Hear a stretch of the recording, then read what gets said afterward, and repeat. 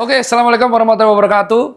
Masih dengan saya Dr. Tirta Citot. Ya, tapi kali ini saya tidak di FK KMK, tapi masih dalam acara yang bersama. Ngopi bareng Tirta di Cafe FK. Dan kita sekarang away days. Ya, away days-nya di mana? Di Balai Kota Yogyakarta. Karena hari ini ada tamu spesial di sela-sela kesibukannya masih menyempatkan diri untuk ngobrol bersama kita. Tidak lain tidak bukan. Kita sambut bersama dengan tepuk tangan Dr. Hasto. Ada Dok, izin. Ya, ini masih. Saya agak dredeg ini ya. Wow. Jenengan udah. Jadi saya gambarkan portofolio beliau. Boleh ya Dok ya? Beliau ini sudah SPOG. Terus kedua, subspesialis endokrin. Bener ya Dok ya? Pernah menjabat sebagai kepala puskesmas 3 kali. Sempat menjabat sebagai Bupati Kulon Progo 2 periode. 1 kali menjadi kepala BKKBN. Bener ya? Siap. Dan sekarang menjadi wali kota Yogyakarta. Ini saya jujur pengen bertanya langsung ini, perwakilan netizen. Kok bisa membagi waktu sebagai pemimpin daerah dan dokter Objin? Itu prakteknya ditinggalkan atau masih praktek gitu? Oh, dulu kamu boleh jadi apa saja asalkan masih tetap jadi dokter. Itu pesan ibu saya. Jadi saya nggak berani meninggalkan dokter. Saya tadi malam operasi 2 pasien. Ya. Kemarin Sabtu saya meriksa pasien 54. Ya. Di poli? Di poliklinik. Ya. Ya. Itu benar meriksa? Oh benar meriksa? Ya boleh. Kapan-kapan saya periksa. Oh jangan. ini saya agak deg-degan karena ini rumah di tamu biasanya di FK ya. Dokter boleh diceritakan nggak perjalanan karirnya? Bisa sementara itu dari dokter umum, dokter Objin, subspesialis sampai akhirnya menjadi pemimpin daerah. Dan kalau nggak salah, saya membaca portofolionya putra daerah Kulon Progo. Asli? Iya, asli. Ya saya lahir di pucuk gunung di dekat Waduk Sermo sana. Ya, itu tempat kelahiran saya. Dan waktu itu nggak ada jalan kemana-mana, itu kemana-mana jalan kaki lah. Waktu kecil saya di sana, di Waduk Sermo. Kali Biru ya? Ya, dekat di situ. Satu desa dengan Kali Biru. Saya, ya, satu desa. Saya KKN-nya di Kali Bawang, Dok. Oh ya, cuman beda kali aja. Terus sama-sama kalinya. Dari SD SMP memutuskan ke dokter. Itu kenapa, Dok? Saya sebetulnya dulu tidak memutuskan dokter. Jadi hidup saya itu kadang-kadang refleksnya tuh milih yang sulit itu. Tapi saya nggak tahu kenapa saya kalau milih selalu yang sulit itu.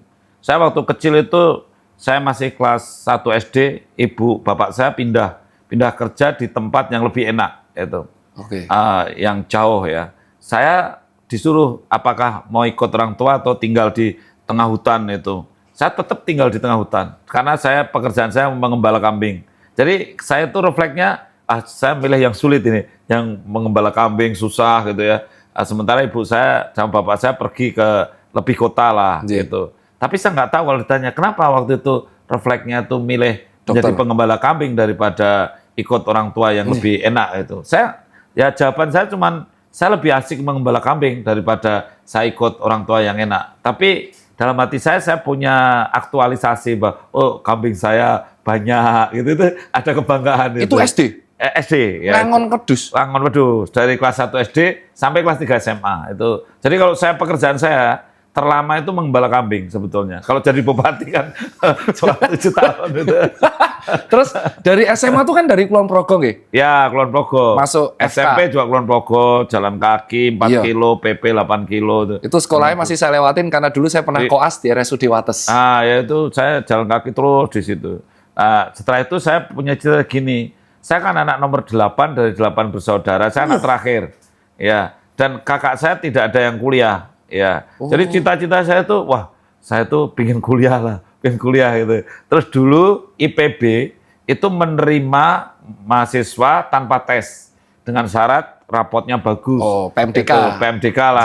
Lah saya belajar meskipun sambil mengembala kambing atau sapi tadi, saya sambil belajar itu. Nah, alhamdulillah saya diterima betul di IPB tanpa tes itu.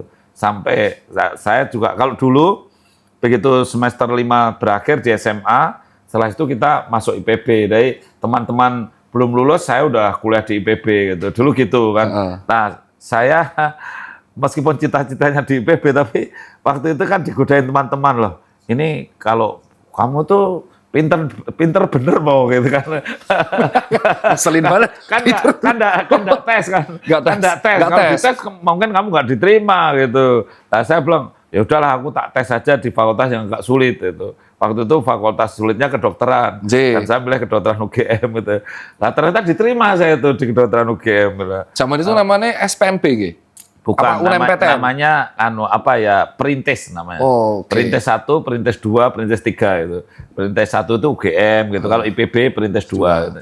Nah, saya waktu itu begitu diterima saya kaget. Waduh, kok diterima gitu. Nah, saya kan harus milih ini. Kalau di IPB itu lumayan cepat lulus, beasiswa juga sudah ada di depan mata gitu. Iya. Kalau di kedokteran kan lulusnya lama terus beasiswa juga nggak jelas gitu kan. Belum tentu ada gitu kan. Padahal saya itu kan anaknya pensiunan mandor hutan gitu ya. Iya. Pokoknya miskin lah. Saya itu termasuk mungkin kalau sekarang desil 1, 2 lah gitu ya.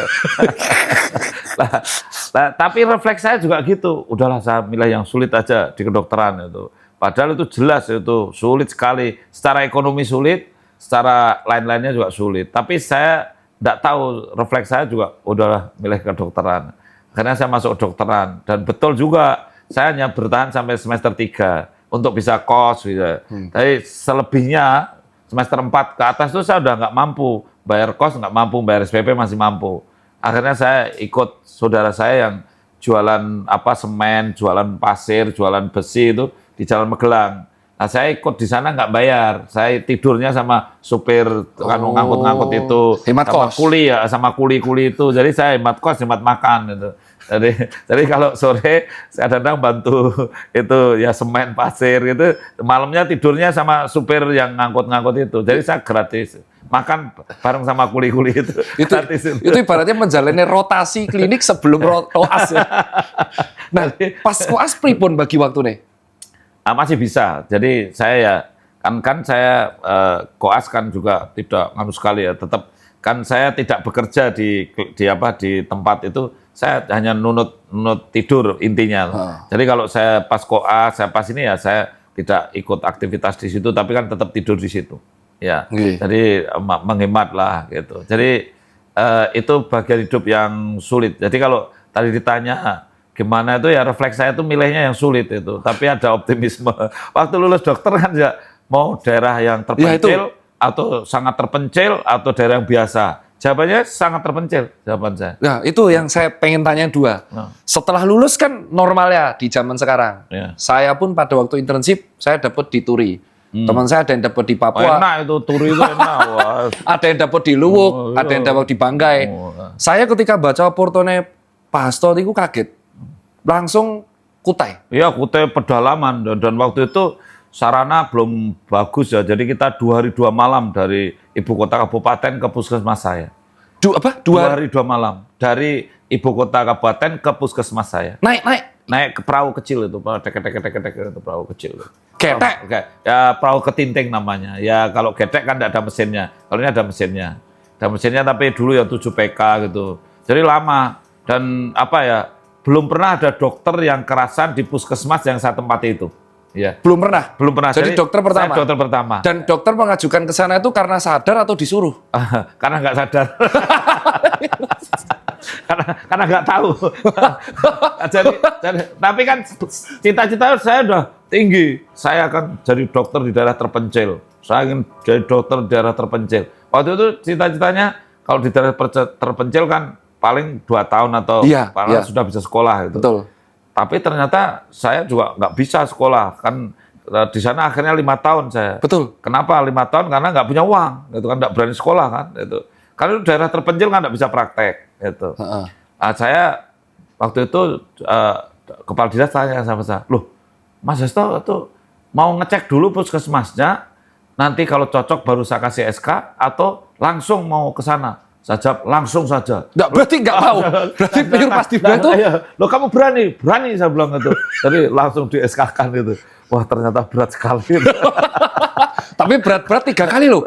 Kepala dinas loh. Ini ya berikut ya, ini CV-nya. 3 kali toh Pak Dokter jadi kepala puskesmas. Iya di situ saya hampir 3 tahun. Di puskesmas yang paling berat itu hampir 3 tahun. Kan itu naik naik perahu lewat tengah danau Semayang, lebarnya 60 kilo, ada pesut, ada buaya kan di situ kan kita masuk ke pedalaman lagi. Pesut iwak pesut itu. Ikan pesut itu, yang itu kan banyak kan sampai hari ini.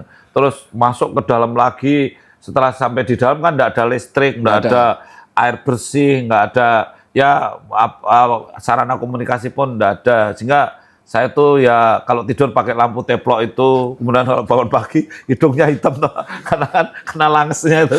Kan itu saya bilang, aduh, ini saya itu dari desa ke desa ya. Dulu saya di Kulon Progo, di Waduk Seremon. Pindah Kutai. Gitu. Terus setelah itu pindah sana, begitu lagi gitu. Ya saya nikmati aja, saya di situ hampir 3 tahun. Ya saya belajar bahwa realistis lah menghadapi masalah di masyarakat itu. Sekaligus buat nabung ya itu. Nabung apa? Yang ditabung mau apa? Tabungan penyakit. Karena saya di sana kena penyakit kaki gajah gitu kan. Waduh, mana kena kaki gajah. Sempat minum filariasis gitu ya. Karena di sana nggak bisa praktek, jelas nggak bisa. Nah, jelas penghasilan nggak ada. Gaji 61.000 tahun 90. Saya belum lahir itu, Dok. Belum lahir ya? 91 saya. Wow, lahir 90. Nah, itu pas saya baru paling menderita itu Anda lahir. Nah, terus pertanyaannya saya pas lihat menjalani dokter kan menjalani kan tadi yang susah ya. Iya. Pas saya baca kepala puskesmas di daerah 3T terpencil terluar isolir, akhirnya memutuskan kembali untuk ngambil Opjin. Iya. Nah, itu histori ini kan secara budget mboten enten. Budget nggak masuk ya. Terus jauh. Opjin susah lagi. Sulit, Opjin itu sulit. Nah, waktu itu juga saya ini mau ngambil yang mudah atau yang sulit ya itu. Saya tetap udahlah yang sulit saja gitu ya. Jadi saya bilang ini bisa diterima nggak ya gitu, pikiran saya kan enggak punya uang, kemudian juga kita udah apa ya enggak punya modal-modal tertentu, bukan anak pejabat, bukan itu kan. Bukan. Tapi saya kan punya sertifikat dokter teladan. Jadi waktu itu saya tahun 92 saya teladan nasional itu. Teladan iya, luar biasa. Luar biasa. Jadi, yang berarti setelah 3 tahun memimpin ya tuh puskesmas? Iya, itu saya jadi dokter teladan setelah 3 tahun memimpin, dan waktu itu ya teladan itu banyak ya dari Pak Presiden Soeharto waktu itu. Kita dapat berbagai macam hal. Nah, itulah yang bisa saya pakai untuk untuk pegangan garansi untuk saya bisa masuk sekolah. Waktu saya ditanya ya, apa yang Anda andalkan? saya dokter teladan, tapi nggak punya uang gitu. Jujur banget ya.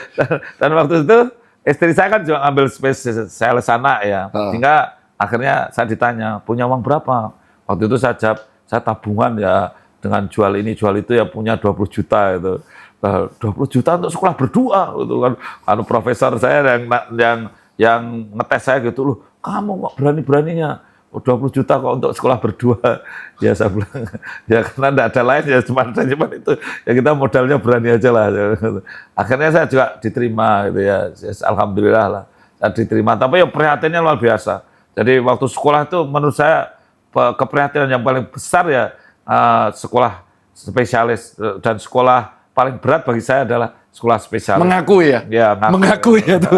Nah, pas di zaman itu Bapak dengan segala keterbatasan, terus anak ke-8, pada waktu ngambil Opjin Nun Sewu itu semua keluarga utuh atau ada membantu, kakak-kakak ada yang membantu? Memang tidak mungkin lah, kalau kakak-kakak membantu itu tidak mungkin, karena ya tahu sendirilah, kakak saya memandang saya malah berlebih. Saya satu-satunya yang jadi dokter ya gitu, sehingga tidak mungkin kalau saya itu minta.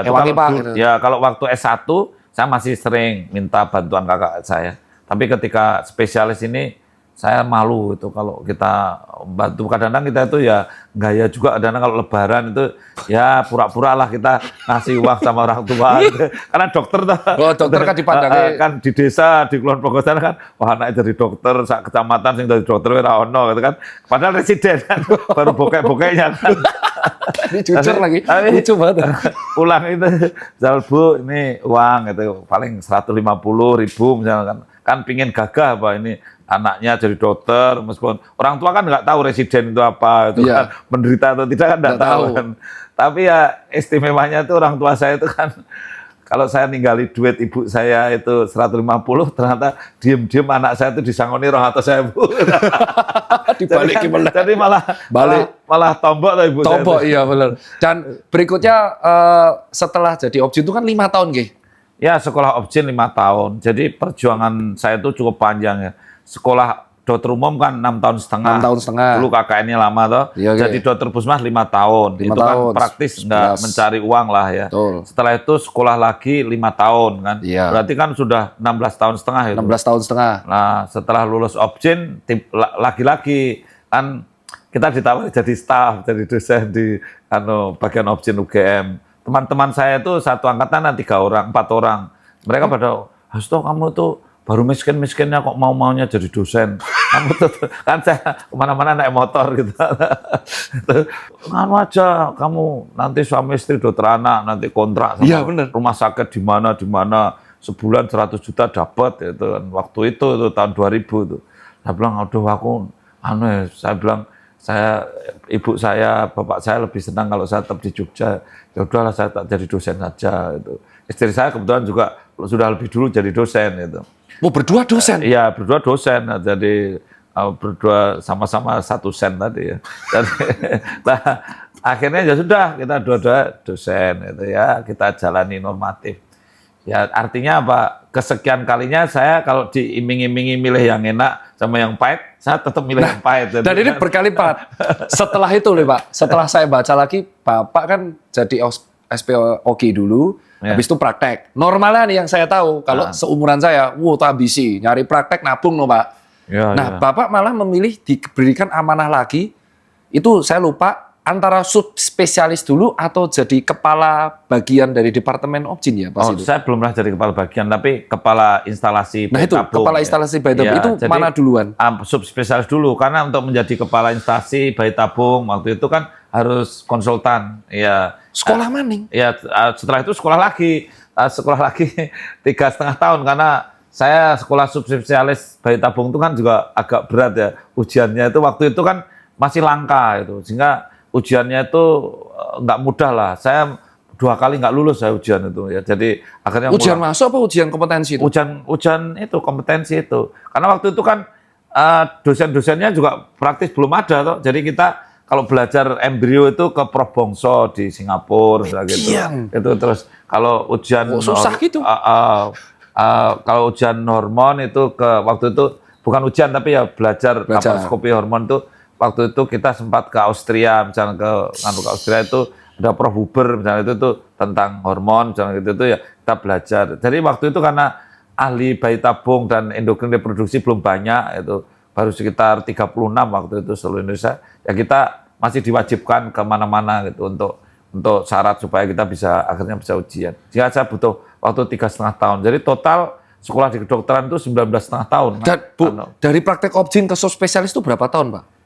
Saya lulus objin tahun 2000 lulus objin, terus saya ya sudah praktek dulu selama 2 tahun lebih dikit. Setelah itu saya baru ngambil subspesialis, terus tahun 2006 saya baru lulus subspesialis dari itu. 19 tahun Pak? Ya 19 tahun setengah. Jadi saya masuk FK 2009, Bapak baru lulus sub. Lulus 2006 saya lulus. Oh berarti Bapak baru praktek 3 tahun sub? Ya. Saya baru masuk Pak. Baru masuk kedokteran ya. Oh Pak. Ya, saya dari lahir sampai saya udah gede, Bapak sekolah terus kan. Sekolah terus. Nah ini sebelum kita melangkah tuh, ini pertanyaan pasti yang nonton tanya orang awam, kok betah Pak sekolah terus Pak? Ya gimana ya kan ekspektasi kita itu ya pingin nambah ilmu lagi kan gitu. Setelah praktek kan 2006 praktek 3 tahun. Terus Bapak dapat amanah menjadi kepala instalasi bayi tabung nggih? Iya. Terus habis itu harusnya sudah damai loh Pak. Sudah damai, sudah praktek, udah toh Pak. Iya.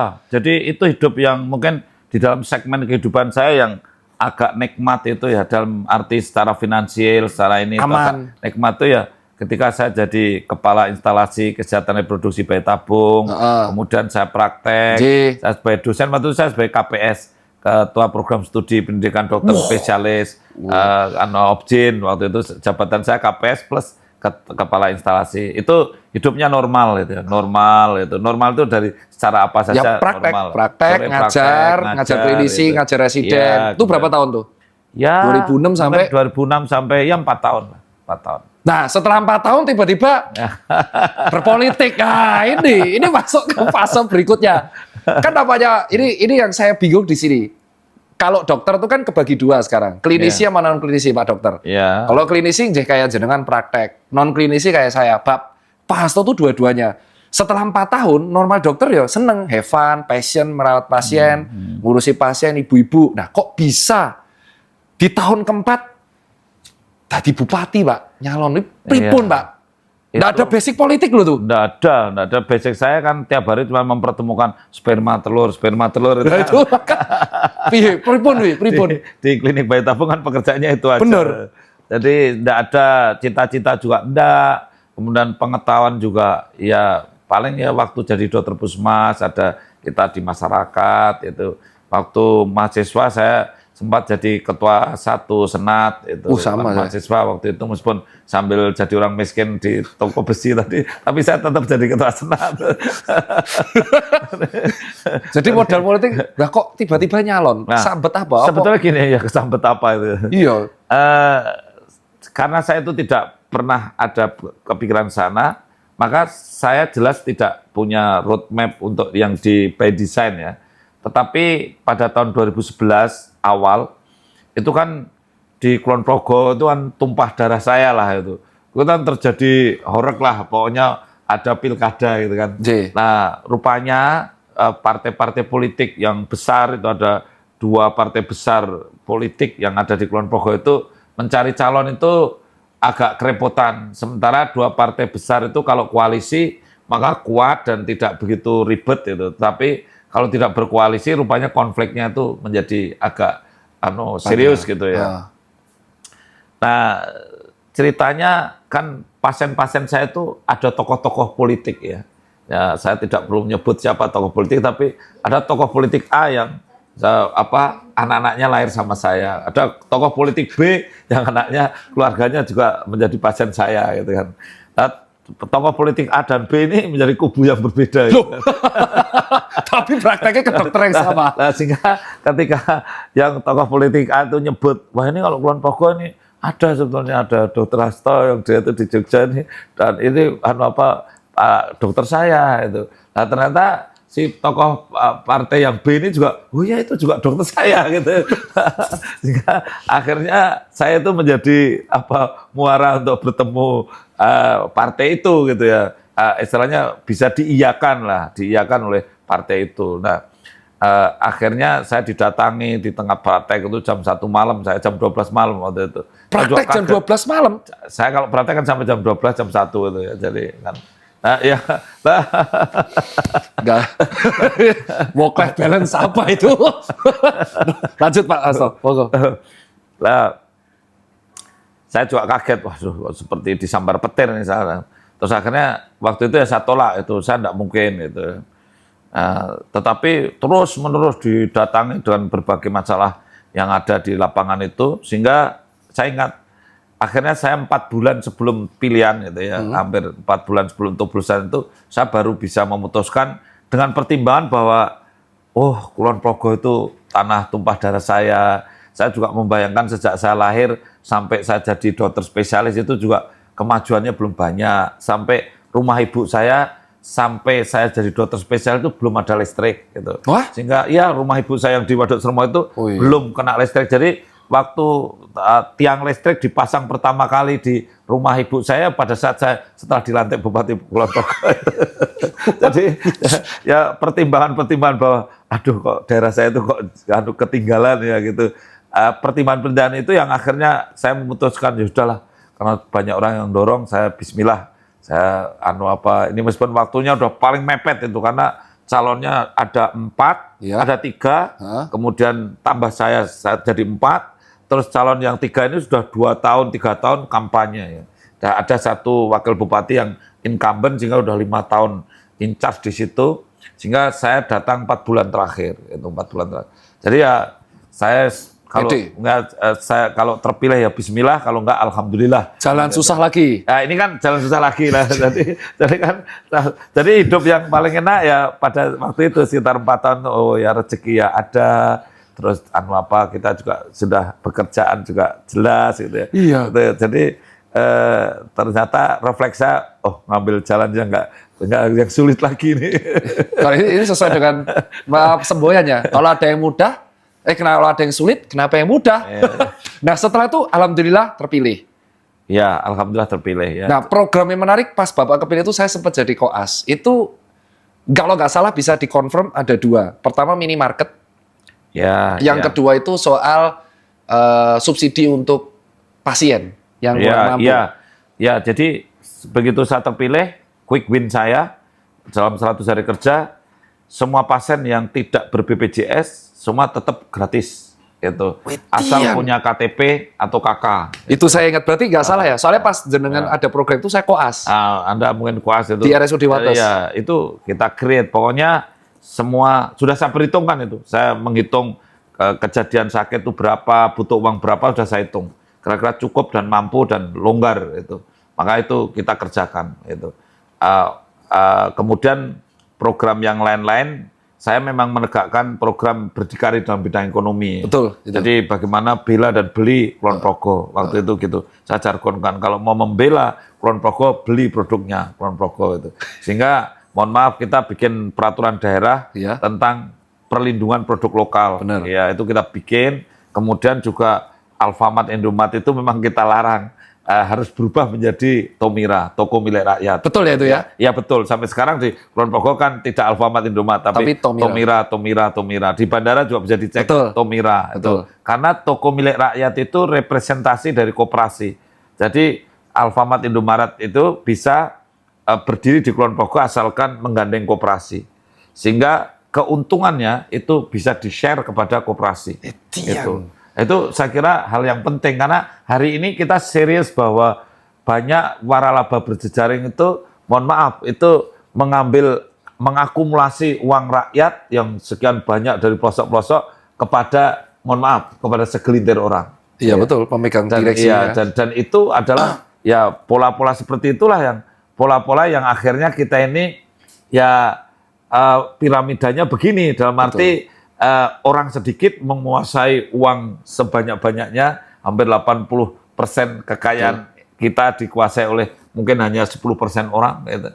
Nah, sementara orang yang katakanlah 80% orang itu hanya menguasai mungkin hanya sekitar 20% kekayaan. Sehingga konsep kapitalis kanan atas, kapitalis itu ya kanan, tapi kan ini dikuasai oleh orang atas semua. Kanan atas. Nah, bagi saya ya kita harus berjuang bagaimana menggeser lah kapitalis kanan atas itu bisa sedikit-sedikit geser menjadi kapitalis kanan bawah.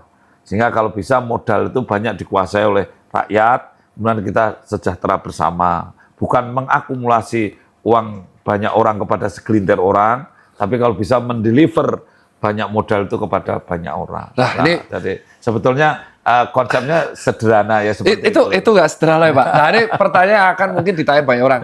Kalau Bapak memang tidak ada background politik, terus Bapak bisa membuat kebijakan itu belajarnya gimana? Ada timnya kah atau pripun, Pak? Memang praktis tidak ada tim ya, karena saya itu kan awam betul ya, sehingga saya tidak punya strategi untuk tim apa itu. Saya seperti penasihat politik apa itu, hampir praktis nggak ada itu, karena saya nggak punya strategi yang karena bukan politisi ya, jadi saya nggak punya strategi itu.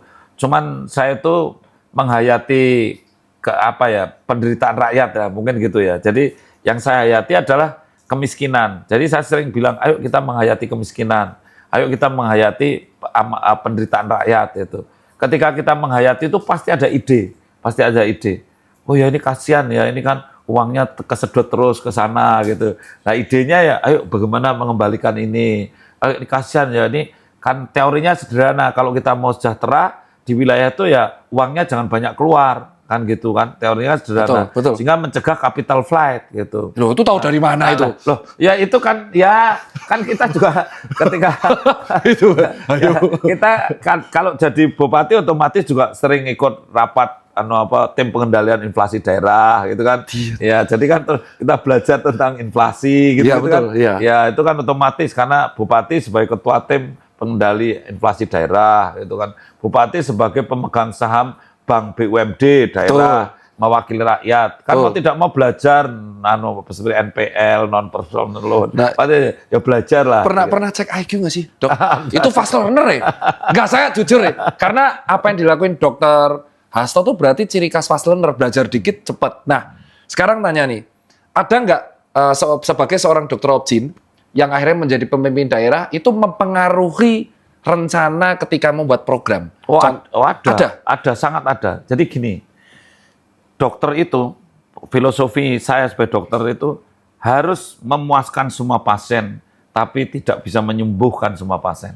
Ya. Oke. Ya. Terus dokter itu memuaskan semua pasien, tapi juga tidak bisa memenuhi ekspektasi pasien. Wah iya. Iya. Jadi sulit deh. Ini bagus banget ini. Iya kan? Bagus ya, benar. Iya, jadi kan memuaskan pasien semua tapi, pasien tidak memenuhi ekspektasinya. Iya, betul. Ya, betul. contoh gini, kalau ada pasien kanker mulut rahim datang ke saya misalkan sudah stadium 3 misalnya itu, kan saya tetap harus memuaskan dia. Betul. Saya memeladeni dia, servis dia, tapi kami tidak bisa mencegah kematiannya kan. Wah iya, betul. Nah, tapi ketika kita itu sangat memberi kebaikan dalam menservis dia, ketika dia mati, pasien ini, masih keluarganya itu datang kepada saya, dokter terima kasih ya, sudah merawat istri saya dari awal sampai mati, gitu kan. Kan kesannya kan kontroversi itu. Betul. Terima kasih tapi sampai mati. Betul. Nah, artinya saya tidak bisa memenuhi ekspektasi. Nah, itu menjadi pelajaran berharga bagi saya. Oh ya, jadi pelayan itu ternyata maknanya adalah bisa memuaskan orang ya, bukan memenuhi ekspektasinya. Karena memenuhi ekspektasi itu sangat sulit gitu. Nah, itu saya terapkan di pemimpin daerah.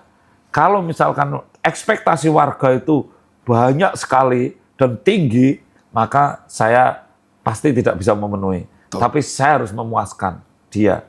Contoh, Pak Bupati, ini jalannya rusak. Saya minta ini diaspal yang halus, yang bagus itu. Lah duit dari mana gitu kan? Kan uangnya terbatas kan itu. Nah, ya oke deh, gitu. Kita datang ke sana.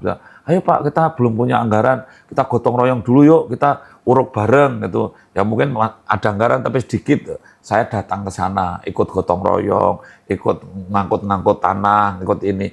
Itu masyarakat itu sudah terpenuhi. Ya, pemimpin datang gitu. Dia sudah tidak marah-marah. Nah, sambil kita anggarkan mungkin tahun depan atau tahun depannya lagi sesuai kemampuan daerah. Tapi dia puas. Kenapa? Direspon gitu. Iya. Jadi respon itu penting sekali. Respon time ini penting juga. Jadi nggak ada beda kayak IGD ya? Respon time itu penting banget ya? Iya, IGD. Jadi mungkin suatu saat pasien di IGD itu belum bisa terselesaikan semua. Tapi ketika dokternya terus cepat bersikap, terus menjelaskan pada keluarga, Bu, Pak ini nanti urut-urutannya gini ya, setelah ini gini. Dan ayamnya udah, ayam banget sudah. Masuk. Ya ini, udah puas sekali pasien itu bahkan. Misalkan mau dipindah ke rumah sakit yang baik pun, udah di sini aja, dokternya bagus kok, gitu kan. Padahal kemampuannya mungkin lebih bagus rumah sakit yang lain itu. Cuman udah nyaman sama dokter ya. Karena udah nyaman dengan itu. Nah, makanya saya pikir menjadi pelayan itu penghayatannya empati. Ya kalau dulu Aristoteles kan ethos, logos, pathos, gitu kan. Ya makanya ya kita tidak cukup dengan etika sama logika, ya. Tapi empati itu penting, ethos itu, pathos itu penting, gitu. Nah, saya sering ngamati kalau orang-orang tuh ternyata banyak yang masih terjebak pada etika dan logika. Betul. Merasa bahwa kalau sudah etis dan logis itu sudah selesai gitu ya. Masalah. Padahal harus memperdalam itu lagi, harus ada empati yang diasah itu. Itu yang menurut saya ngeri itu. Ini terus setelah itu sempat jadi kepala BKKBN. Iya, waktu itu. Berarti kan, izin maaf, berarti kan sempat memegang program keluarga berencana. Sebelum saya akan bahas program di wali kota, akan save terakhir tuh, save the best for the last. Ketika jadi kepala BKKBN, kita tahu bahwa di Indonesia ada warga yang memang masih memandang 2 anak itu ngapa sih kudu dibatasi. Nah, tantangan terbesar sebagai kepala BKKBN saat itu apa Pak Hasto? Ya, memang gini ya, perjalanan hidup saya itu akhirnya begini ya. Akhirnya apa? Ketika saya kan mendapatkan mandat juga untuk mensukseskan pembangunan bandara dari yang kita pindah dari Jogja ke Kulon Progo. Ya. Nah, alhamdulillah bandara itu sudah jadi sudah sukses dengan berbagai dinamika. Kita menghadapi pendemo kan harus memindahkan 2.600 KK yang ada di situ kan, itu masalah yang tidak ringan bagi saya. Padahal ahli saya kan ahli kebidanan, tapi Betul. harus mengatasi begitu kan Iya. banyaknya masalah itu kan menjadi sangat kompleks gitu. Nah, ketika bandara jadi, kemudian orang tuh pada, oh, Pak Hasto ini tinggal menikmati ya, nanti banyak investor datang sesuai dengan harapan Bapak, Kulon Progo jadi maju, bla bla bla bla lah, gitu kan. Tiba-tiba saya itu didapat pindah ke BKKBN. Pilih jalan susah. Dan waktu itu, mohon maaf, di BKKBN itu baru bermasalah karena apa? Kepala BKKBN-nya nggak ada beberapa lama. Sampai waktu itu orang mau bayar listrik aja nggak bisa, BKKBN itu di kan perwakilannya ini kalau nggak ada kepala nggak bisa bayar ini bayar itu, nggak bisa urus ini urus itu. Jadi BKKBN dalam keadaan agak terpuruk begitu karena mohon maaf kepalanya dulu kan kena masalah hukum, kemudian ada deputinya juga masuk gitu. Jadi saya kan pindah ke tempat yang lumayan udah enak, udah nggak enak. Auranya udah. Auranya rapi enak mawon, rapi Jadi enak. kalau tadi ditanya tantangan yang paling berat, ya tantangan birokrasi yang kondisinya kayak gitu. Jadi ibarat masuk rumah yang baru sakit gitu ya, baru sakit dan ya situasinya mungkin kalau baru sakit itu berarti ada sekelompok orang yang memang mentalnya agak kurang lurus gitu sehingga akhirnya terjadi kasus-kasus yang tidak diinginkan itu. Kemudian sekelompok karyawan ini takut itu. Jadi kita bagaimana memimpin untuk bisa berlari cepat ketika situasinya itu yang satu kelompok itu mentalnya mungkin agak mental seperti yang sudah kejadian itu, kemudian yang kelompok satunya itu takut gitu. Bagi saya tantangan paling serius itu bagaimana kita bisa memanage situasi yang itu dan kita harus secara nasional kita harus bekerja dari Sabang sampai Merauke. Dan program utamanya saat itu apa, Pak Hasto? Ya, BKKBN kan dua programnya, kependudukan dan keluarga berencana. Sebetulnya pembangunan keluarga lah. Pendudukan dan pembangunan keluarga, udah itu sebetulnya. Visinya cuma menciptakan penduduk seimbang, kemudian keluarga berkualitas. Udah, dua itu. Ya, yang menjadi fokus kita itu sebenarnya itu aja. Dan untuk saat keluarga berencana itu, untuk triknya mengedukasi ke masyarakat. Karena kan Pak Hasto langsung ketemu dengan pasien mengenai keluarga berencana. Itu cara ngedukasi yang paling tepat ke warga-warga desa atau warga kabupaten, kota madya seperti apa? Pak Hasto, Ya, ada perbedaan kah? Sebetulnya gini, kalau urusan masalah KB ya, keluarga berencana atau pengaturan tentang jumlah anak dan jarak anak, itu ada hal khusus, yaitu demand creation. Jadi bagaimana kita merubah mindset warga masyarakat, terus sesuatu yang tidak menjadi kebutuhan menjadi kebutuhan. Gitu. Ya. Dulu yang namanya KB untuk bisa tidak punya anak itu tidak menjadi kebutuhan. Ya. Tapi bagaimana kita merubah mindset yang tidak menjadi kebutuhan menjadi kebutuhan. Betul. Iya, jadi merubah mindset. Jadi di BKKBN itu betul-betul kita belajar dari senior Prof. Haryono Suyono bagaimana merubah mindset warga masyarakat, perilaku, etos dan sebagainya itu kita rubah di situ. Nah itu bagi saya tantangan yang besar di situ.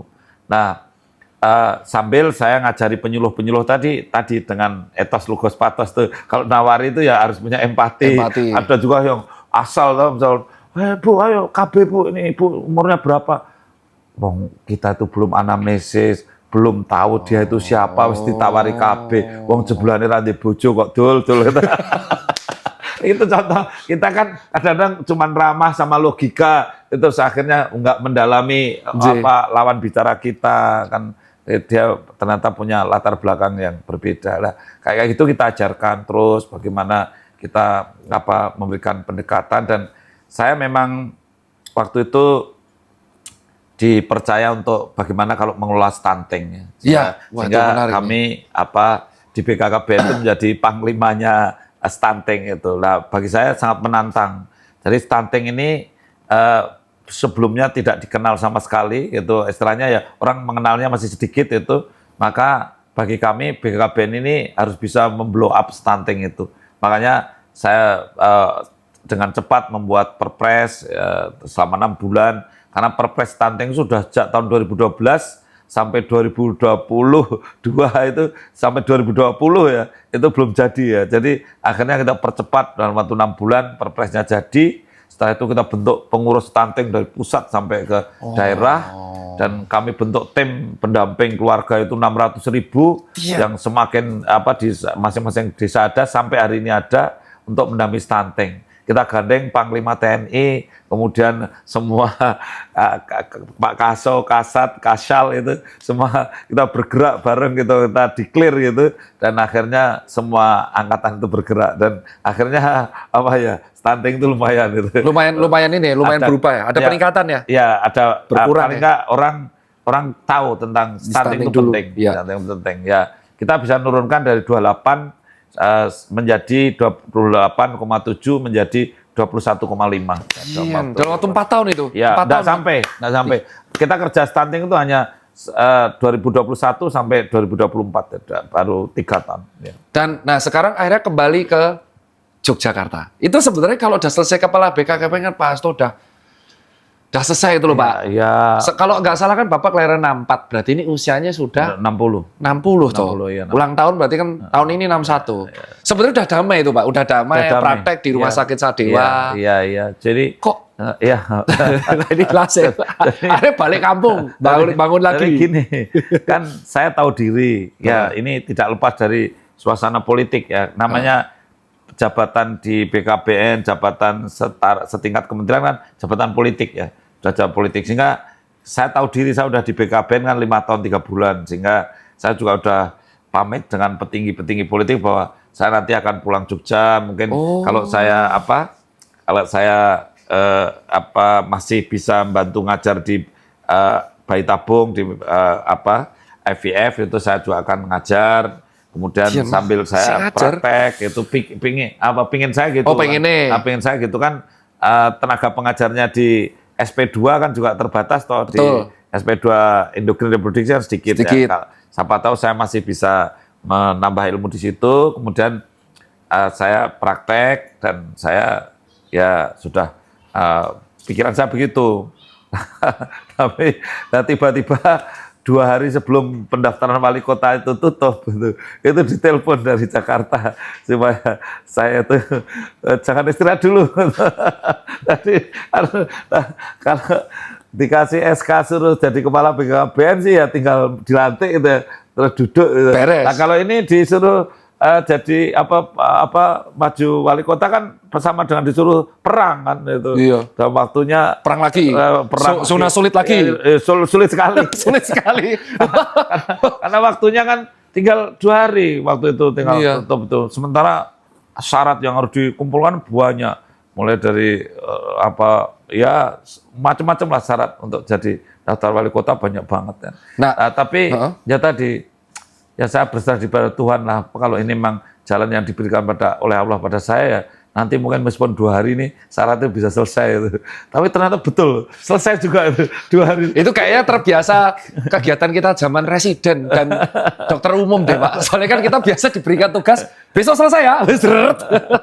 Dan akhirnya alhamdulillah sudah berdinas di Balai Kota. Yang boleh saya tanyakan, apakah programnya masih sama? Mengutamakan kesehatan atau ada hal yang lain? Kalau untuk spesial buat Kota Jogja ini? Memang kesehatan Kota Jogja lebih dominan, akan lebih terasa dominan. Kenapa akan lebih terasa dominan? Karena Kota Jogja cuma punya sumber daya manusia. SDM, betul. Ya, saya waktu di Kulon Progo punya sumber daya alam banyak. Jadi ada tambang, ada perkebunan, ada pertanian, ada peternakan, semua bisa kita buat ya. Tapi di Kota Yogyakarta kita hanya punya satu sumber daya manusia. Sehingga ketika kita hanya punya sumber daya manusia ya kita jadinya human center development ya. Jadi mesti berbasis pada manusianya untuk mengembangkan wilayah Kota Yogyakarta ini, memajukan Kota Jogja harus berbasis pada manusia. Nah, oleh karena itu mau tidak mau manusianya itu harus hebat, ya. Nah, saya sering sampaikan ya kalau seperti di Kota Yogyakarta ini ya kita cita-citanya ya mestinya ya ekspektasinya seperti the little Singapore lah gitu ya. Ekspektasinya gitu. Suatu wilayah yang tidak punya sumber daya alam tapi maju itu. Nah, Singapura itu kan tidak punya sumber daya alam ya. Tapi kenapa Singapura bisa ekspor gula semut ke Amerika misalnya begitu? Nah, karena dia reseller ya. Jadi dia memanfaatkan produk dari dari negara-negara lain, kemudian dia kemas lebih baik, dia olah lebih baik, kemudian dipercaya oleh negara lain mengekspor barang itu. Padahal nggak punya kebunnya sama sekali. Iya, betul. Bagi saya di kota ini juga bisa menjadi the little Singapore ya seperti itu. Bisa kita menjadi reseller terhadap produk-produk yang ada di kabupaten sekitar. Satu itu. Yang kedua ya kita bisa disiplin yang tinggi, kemudian kebersihan yang bagus. Itu. Berarti sanitasi? Ya sanitasi, lingkungan yang bagus. Sehingga karena Jogja itu kota wisata, ya kita kan menjadi bersih, indah itu kan menarik ya kan. Sehingga kita harus seperti itu. Jadi kalau untuk mencari kehidupan masyarakat di Jogja ini harus menjadikan Jogja menjadi center of excellence, center of referral gitu. Harus itu kalau menurut saya. Sehingga menjadikan Jogja center of referral itu sebetulnya banyak terbantu. Karena apa? Jogja itu sudah menjadi magnet. Ya, betul. Ya, jadi magnet. Jadi kalau nggak pariwisata sama pelajar. Ya kota pendidikan, kota pariwisata, kota budaya gitu. Jadi ketika kami punya taman budaya baru nih di Giwangan. Ini kita mau launching gitu. Ketika kita beritahu wali kota di seluruh Indonesia siapa yang mau datang membawa atraksi ke Jogja gitu. Itu sampai sekarang yang daftar udah 80 lebih gitu. Oh ya? Artinya kan itu karena menarik magnet. Iya, karena Jogja itu magnet gitu lah. Saya harus bisa memanfaatkan itu untuk meningkatkan Jogja, daya tarik Jogja dan menjadi pendapatan daerah memang. Ya. Kalau soal kesehatan ibu dan anak gimana? Karena kan sangat terkait dengan profesinya Pak Dokter. Ya, kita di Jogja ini memang harus punya perhatian tinggi terhadap kesehatan ibu dan anak karena gini. Total fertility rate di Jogja ini hanya 1,6. Tuh, artinya rata-rata perempuan di Jogja itu melahirkan hanya 1,6. Per tahun? Per tahun. Bukan per tahun, selama hidupnya. Ya, jadi 1,6. Oh iya, fertility rate per selama hidupnya. Iya, kalau fertility rate ini negara mengharapkan 2,1. Tapi ini 1,6. Kita 1,6. Jadi makanya dulu jargonnya 2 anak cukup itu karena negara butuhnya 2,1. Iya. Kalau negara itu menggerakkan warganya itu melahirkan 2,1, rata-rata satu perempuan melahirkan 2 anak lebih dikit, maka dijamin jumlah perempuan itu akan stabil. Ya, karena probabilitasnya kalau punya anak 2,1 itu ya perempuannya satu. Iya. Setiap perempuan satu melahirkan anak perempuan satu rata-rata. Iya. Rata-rata. Ya, kalau tetangga perempuannya 2, di sini laki-laki 2, ya sudah nggak usah punya anak perempuan, nggak apa-apa, rata-rata sudah 1. Iya. Kalau perempuan 1 itu rata-rata melahirkan anak perempuan 1, maka kita itu tidak akan minus growth. Ya. Nah, paling-paling kita cuma zero growth gitu ya. Nah, negara kita ini kan mempertahankan supaya kita tidak minus growth sebetulnya. Ya. Supaya kita itu tidak defisit penduduk itu. Tidak minus growth. Kalau bisa kita ya balance lah. Makanya cita-citanya penduduk tumbuh seimbang. Nah itu makanya terus dibuat 2,1. Tapi Jogja ini 1,6. Ya. Makanya Jogja ini harus kalau ada orang hamil, kalau perlu disubsidi. Ya. Kalau perlu diperhatikan betul. Kan gitu kan. Iya, betul. Ya karena ini orang hamil itu agak langka ini. Kalau di Jogja sudah untuk ngejar-ngejar orang supaya hamil itu udah di Jogja butuh energi itu. Dan untuk subsidi lainnya kayak contoh selain kesehatan ibu dan anak, soal stunting gimana kalau di Jogja? Nah, itu makanya kalau di Jogja stunting kan angkanya kalau sekarang DIY ini angkanya masih 16% ya, 16 sampai 17%. Berarti DIY. di bawah dari yang nasional 21 tadi ya? Di bawah nasional. Sekarang nasional sudah 19, sekian ya. Oke. Kita di bawahnya dikit, tapi harapan saya kita ini bisa seperti Bali. Karena Bali itu stuntingnya di bawah 2 digit, jadi hanya 1 digit, hanya sekitar 6-8% gitu. Oh, Bali paling kecil ya stunting? Bali kecil. Nah, jadi maka Jogja ini harus bisa ke sana menurut saya. Karena rentang kendalinya antara Jogja dan Bali kan hampir sama, tidak terlalu luas lah. Iya. Tidak terlalu luas. Ya. Jumlah penduduknya juga kurang lebih tidak terlalu banyak itu. Nah, sebetulnya stunting harus begitu. Hanya stunting ini kan harus dari hulu, harus lingkungannya bagus. Iya. Ya sejak nikah sudah harus bagus. Iya gitu. betul. Gizinya. Iya harus gitu. Jadi kalau kita tidak care pada saat dia catinnya, calon pengantinnya ya orang dari yang melahirkan itu mayoritas yang nikah, yang baru kan. Oh iya, ya baru, sekarang kan care. begitu. Iya, Iya. sekarang kan itu. Nah, kalau soal HPV terakhir ini yang sulit jarang dibahas soal vaksin HPV. Apakah ada program dari Kota Jogja? gini, jadi kanker mulut rahim itu kan kanker yang juara 2 setelah payudara. Iya, betul. Dan secara internasional harusnya ya kanker payudara itu nggak juara. Harusnya dia nomor 10 atau nomor berapa. Oh, iya, karena betul. preventable. Iya, bisa dicegah. Ya, bisa dicegah. Nah, makanya kalau menurut saya karena Jogja ini kotanya lansia, aging population, ya bagi saya penting. Kalau menurut saya screening HPV itu penting. Kalau enggak kita lakukan screening atau mungkin juga nanti vaksin gitu, maka kita bisa mortalitasnya tinggi. Dan ketika kita itu banyak morbid, mortal karena kanker serviks, padahal populasi perempuan itu tinggi, kan kita spendingnya tinggi. Tinggi gitu. juga. Jadi itu akan merugikan keluarga juga akan tergerus gitu kan. Padahal daerah istimewa Yogyakarta ini kan ya, mohon maaf ya, growing old tapi ya before growing rich ya. Betul sekali. Dan setuju. Dan akhirnya kita sampai ke penghujung. Cara membagi waktu. Pak Hasto masih ngajar. Masih ngajar atau Pak? Kalau ngajar sekarang enggak, berarti ya. 2 nih. Ya. Cara membagi waktu sebagai klinisi. Saya dengar masih praktek. Kemarin malam masih praktek. Dan cara membagi waktu untuk mengurus rakyat. Itu gimana cara bagi waktunya? Ya, sebetulnya ya kita punya waktu itu 24 jam. Oke. Semua manusia dikasih waktu 24 jam. Kita tidur itu cukup 6 jam. Oke, berarti tinggal 18. Iya, kita punya waktu 18. Ya. Secara general kita memanage waktu itu dibagi menjadi 4 kuadran. Ya. Waktu dipakai untuk hal yang penting dan mendesak. Berarti urgent dan priority. Oke. Ya, urgent dan priority. Kemudian ada waktu yang dipakai untuk penting tapi tidak mendesak. Berarti important tapi nggak urgent. Iya. Ya. Kalau bisa, waktu kita itu lebih banyak dipakai untuk yang penting tapi tidak mendesak. Iya, kalau bisa. Ya. Kalau kita masih terlalu banyak waktunya itu untuk mendesak dan penting dan mendesak, berarti kita banyak menunda pekerjaan. Oh, ini asli coy. Ini best quote banget ini. Best quote ini. Ini saya baru pertama kali dengar nih, Pak. Analisa itu sangat relate itu. Betul. Nah, terus kita jangan membuang-buang waktu untuk yang tidak penting tapi mendesak. Nonton sinetron tuh tidak penting tapi aduh ini 5 menit lagi. Sekarang TikTok. Iya, Bombardilo, krokodilo. Jadi kadang-kadang ada yang sesuatu yang belum tentu penting tapi mendesak. Dianggap nggak penting, tapi kita nganggapnya mendesak. Iya, bagi kita mendesak itu ya dipikirkanlah, jangan terlalu banyak porsinya di situ. Dan yang terakhir itu tidak penting dan tidak mendesak. Skip. Ya tidak di skip sampai 0 enggak, tapi coba mancing 2 hari 2 malam misalnya. Padahal di rumah ikan juga di kulkas banyak. Itu nyindir Gilbert teman saya, Pak. Tim saya, teman saya tuh ada yang mancing 2 hari 2 malam beneran, Pak. Nah, itu kan berarti kan di Ciliwung nyaris hanyut. Nah, itu contoh ada orang yang pekerjaannya metreti burung itu sampai burungnya sendiri pusing.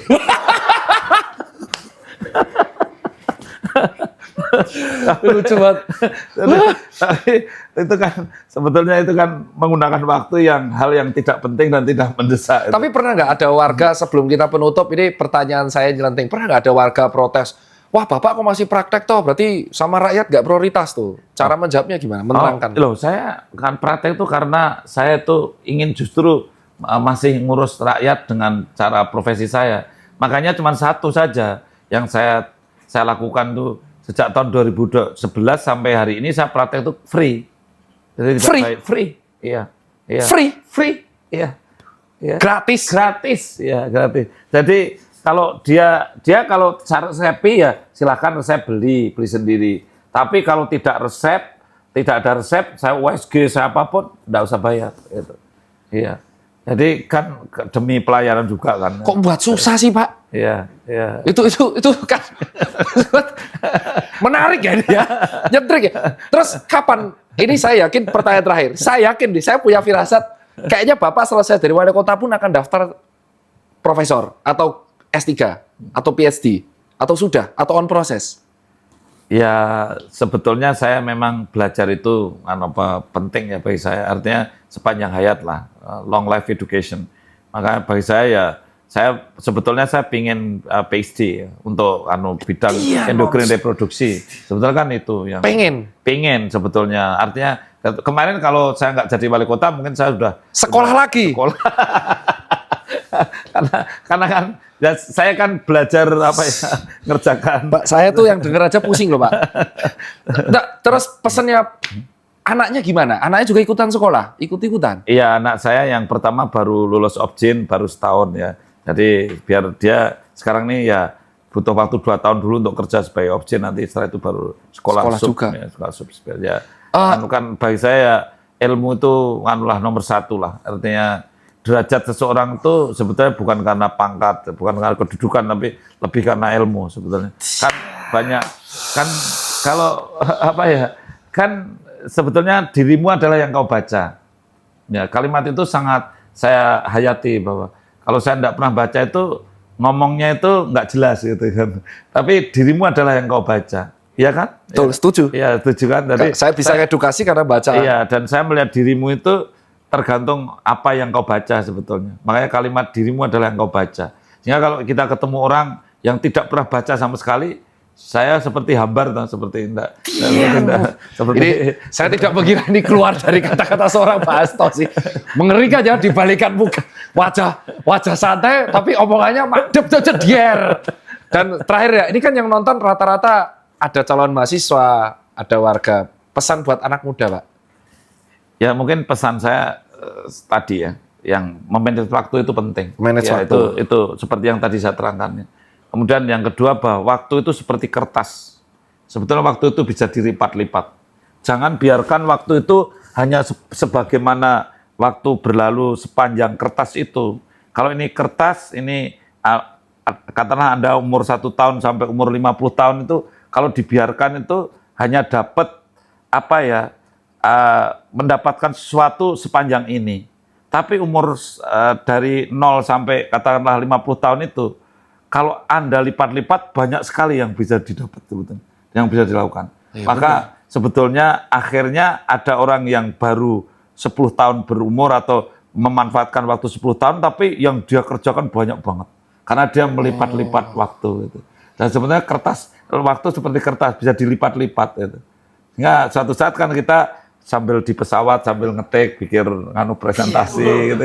Kan itu kan Anda kan itu kan sudah biasa loh gitu. Kalau misal kita udah ya kalau misal kita mau ke Papua itu kan mesti bikin materinya di pesawat itu misalnya gitu. Itu kan namanya melipat waktu kan ya. Saya misalkan itu saya clean desk management ya, manajemen meja bersih.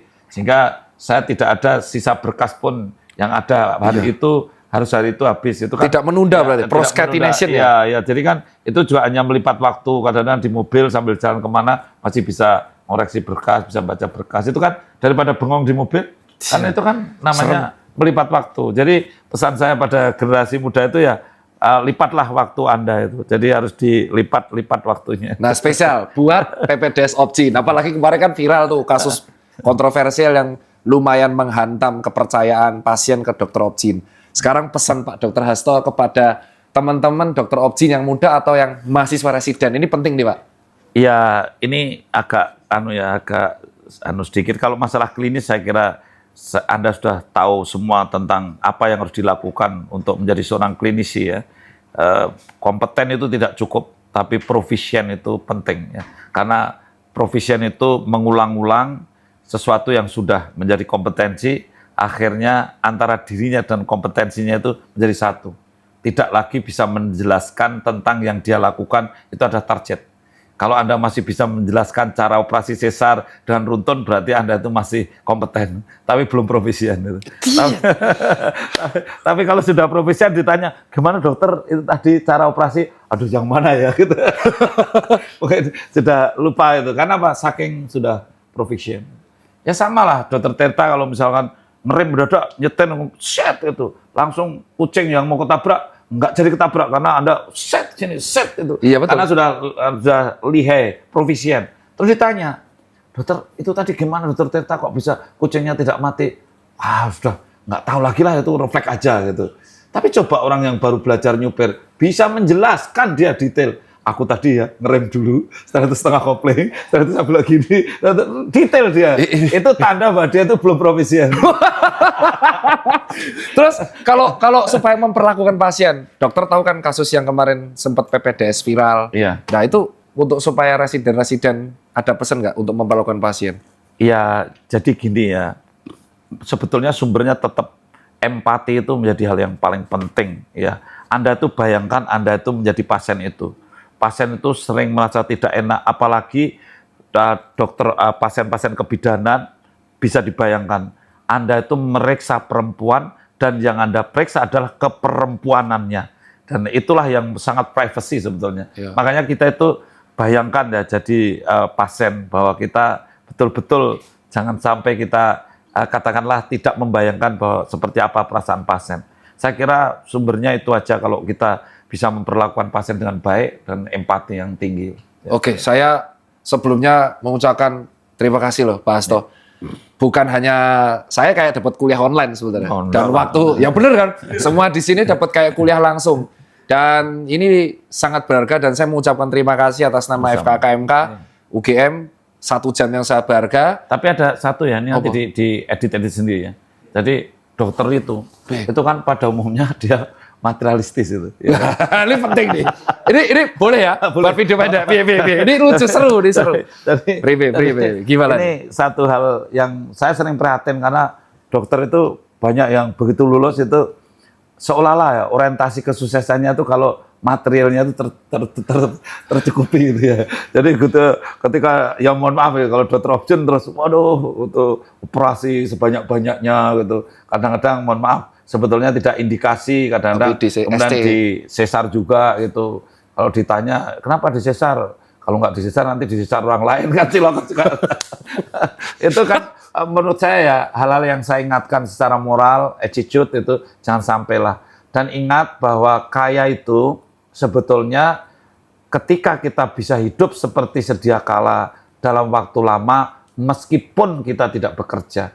Jadi ketika Anda mau sekolah lagi, ambil S3 atau subspesialis, terus Anda itu keluarga bisa hidup seperti sedia kala dalam waktu lama, berarti Anda itu orang kaya. Ya, wah itu luar biasa sih Pak. Itu. jadi meskipun. Wah ini potensi like-nya banyak banget itu di-cut jadi video pendek kawan-kawan. Jadi meskipun misalkan Dokter Tirta ini punya Mercy, punya rumah, punya mewah apa, terus saya tanya, Dokter Tirta, kalau Anda, saya nggak minta ya, kalau Anda kena stroke, misalnya ringan itu, terus Anda itu bisa hidup seperti sedia kala dalam waktu berapa lama? Nah, ya, kalau jawabannya lah, saya paling-paling 6 bulan sudah saya jual mobil saya, berarti Anda orang paling miskin, ya. Karena hanya 6 bulan bisa hidup seperti sedia kala. Betul. Tapi kalau Anda itu memikirkan masa depan betul, kemudian menabung, kemudian bahkan merekrut tenaga, kemudian Anda punya passive income, maka Anda hidupnya sederhana, tidak banyak cost untuk hidup, maka ketika kita kena gangguan penyakit sedikit, terus ditanya, apakah bisa hidup seperti sedia kala dalam waktu lama? Oh, bisa. Semua aman. Itulah definisi kaya sesungguhnya. Ya, itulah bisa definisi kaya sesungguhnya. Jadi, enggak usah gaya kalau cuma punya mobil bagus. Ini luar biasa kan? Waduh, itu tegurannya sangat keras begitu. Karena memang ya kalau habis praktek kan rata-rata validasinya seperti itu. Iya. Validasi dan itu di remind ya. Iya, realistis saja. Nah, dan itu ya umumnya kayak gitu. Itu potensi ngeri sih karena yang ngomong langsung Pak Hasto. Dan terima kasih sekali lagi Pak Hasto atas waktunya.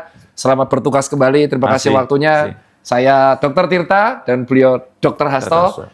Saya mohon izin pamit dulu untuk kembali ke FKKMK. Dan sampai jumpa di sesi berikutnya. Assalamualaikum warahmatullahi wabarakatuh. Waalaikumsalam warahmatullahi wabarakatuh.